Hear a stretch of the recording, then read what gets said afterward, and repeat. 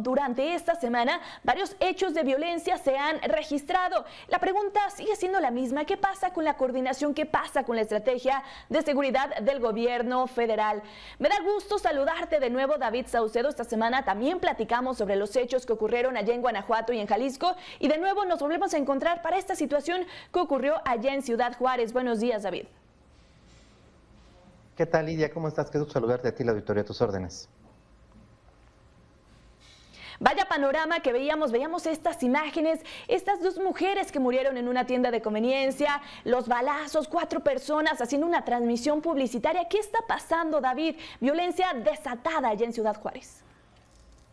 Sí, lamentablemente en el cerezo de referencia en donde ocurrieron el asesinato de algunos internos y esta riña, se da una disputa por el control de las actividades al interior del penal. En este cerezo se da el así llamado autogobierno, es decir, son los presos los que tienen el control de actividades delictivas al interior del cártel. Esto en definitiva es un contrasentido. Se supone que parte de los objetivos de la reclusión de integrantes del crimen organizado en este tipo de penales es justamente para aislarlos de la sociedad y que no sigan realizando estas actividades delictivas. Está de más decirte que el sistema penitenciario mexicano es muy poroso y se siguen realizando actividades ilícitas dentro del mismo. Hay una disputa al interior del penal entre dos organizaciones, ambas emanadas del cártel de Sinaloa, las que acabas tú de mencionar, una célula ligada a los Chapitos y otra célula ligada a los Mexicles, que están disputándose el control del penal.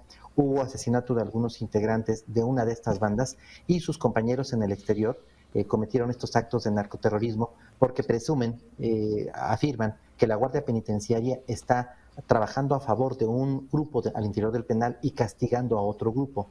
De hecho, el grupo que cometió estos actos de narcoterrorismo es del mismo, son de la misma organización de los internos que fueron asesinados. Se trató de un acto de represalia por lo que ocurrió al interior del penal. Y vaya panorama, o sea, el narcotráfico actuando a sus anchas en toda la ciudad. ¿Y las autoridades qué hacen? ¿Cuál es su actuar, David? Estos actos de Ciudad Juárez revelan ya un cierto nivel de expertise y de conocimiento de lo que ocurrió en los casos de Jalisco y de Guanajuato.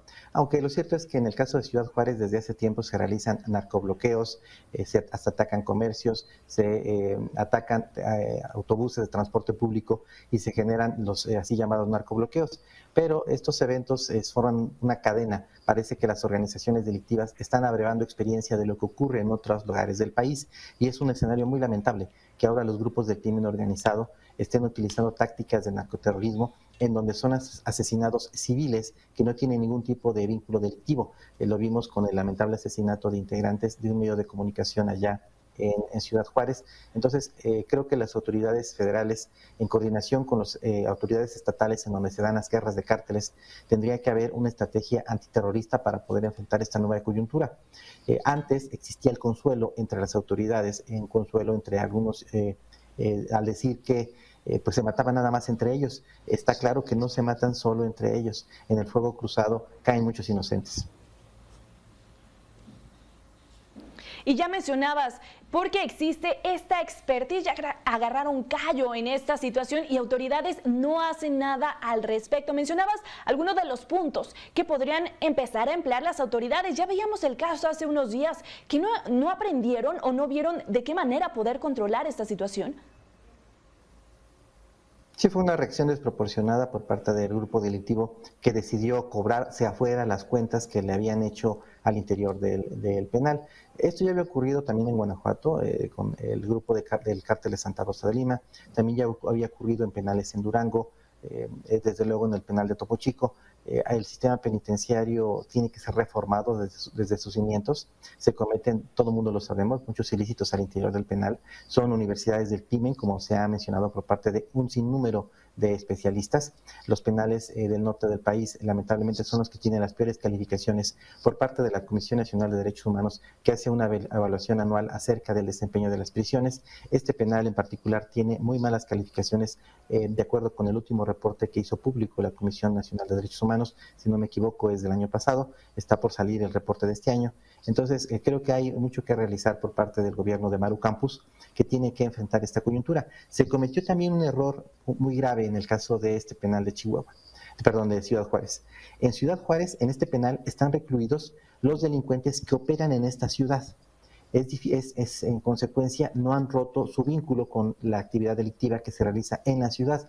Una experiencia que ha funcionado en otros estados del país, como en la Ciudad de México, es trasladar fuera del estado a los delincuentes que fueron detenidos y que te realizan actos delictivos en Ciudad Juárez. Si tienen a los propios delincuentes de Ciudad Juárez dentro de las prisiones de Ciudad Juárez, van a seguir en comunicación con sus células en el exterior. Lo mejor es aislarlas y mandarlos a un penal muy distante para que no cometan estos actos delictivos. ¿A qué me refiero? Sacarlos de Ciudad Juárez y mandarlos a Tapachula, a la Ciudad de México, a Mérida, pero alejarlos de donde tienen su base de operaciones delictivas.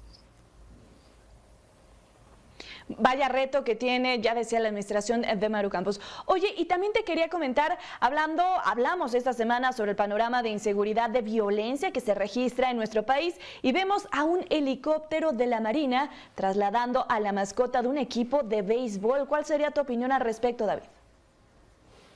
Bueno, son los excesos que se cometen en un ánimo en ocasiones de generar algún tipo de mercadotecnia positiva para las Fuerzas Armadas. Me parece que son errores graves, la ciudadanía se molesta con toda razón. Quizá nuestro auditorio no lo sepa, pero una sola hora de vuelo de estas aeronaves es muy costosa en combustible, en el salario de operadores, en mantenimiento de las aeronaves. Es realmente algo que es de escándalo y que molesta sobremanera. Además, no se trataba de cualquier helicóptero, se trataba de un helicóptero de artillado, de ataque. Fue obviamente un exceso que se cometió por parte de quienes hicieron este traslado. Espero que no se vuelva a repetir. Ya antes nos habíamos acostumbrado a ver a los funcionarios trasladarse en este tipo de funcionarios. Me refiero a los gobernadores, a los altos funcionarios de distintos ámbitos, trasladarse en este tipo de aeronaves, pero esos son excesos que tienen que eliminarse, sobre todo porque estas aeronaves tienen que utilizarse para lo que fueron adquiridas, para el combate a la inseguridad y no para formar parte de estrategias de mercadotecnia para funcionarios y para los gobiernos. Justamente eso, David, para labores de vigilancia, no para efectos de mercadotecnia. David, un gusto saludarte, como siempre, seguimos insistiendo con este tema, la inseguridad, la violencia que se vive en el país y las acciones que esperamos por parte de las autoridades. Gracias, David. Gracias a ti, Lidia, un abrazo.